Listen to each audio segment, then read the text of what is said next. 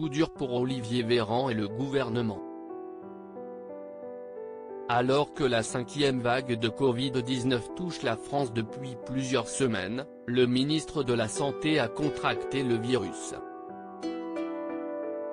Ce jeudi 13 janvier en effet, il a été testé positif au coronavirus comme l'a annoncé son entourage à l'AFP, après l'apparition de symptômes légers.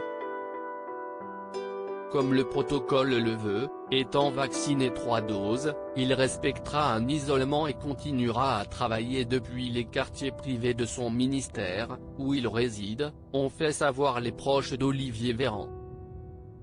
Dans un message publié sur Twitter dans la foulée, le ministre de la Santé a confirmé son test positif. En conséquence, je me mets à l'isolement et continue d'assurer mes fonctions à distance, a-t-il ajouté.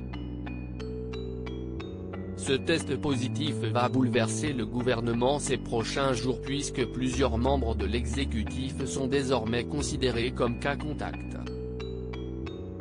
Ce mercredi 12 janvier se déroulait en effet un conseil des ministres à l'Élysée, où une violente altercation aurait eu lieu entre Olivier Véran et Jean-Michel Blanquer au sujet des tensions du traitement des écoles face à la pandémie.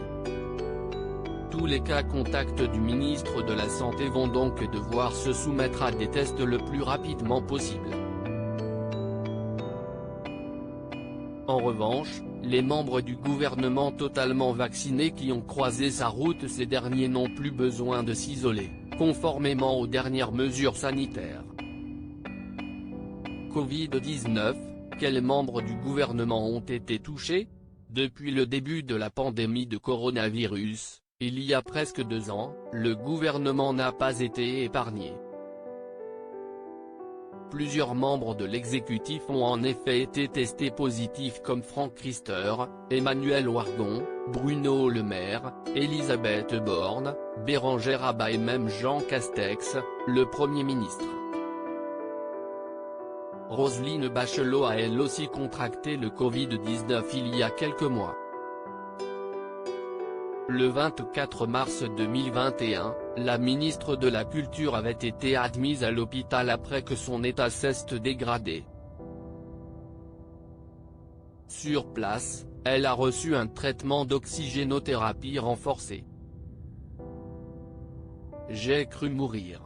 À un moment très précis, oui. On se dit que si est-il le moment. Je suis quelqu'un qui essaye d'apprivoiser la mort au maximum, tous les soirs, je me dis que peut-être si est-il le dernier soir. Confiait-elle, remise sur pied, sur les ondes de France Inter. Ce mercredi 12 janvier, près de 370 000 cas ont été recensés. Lodi Widget.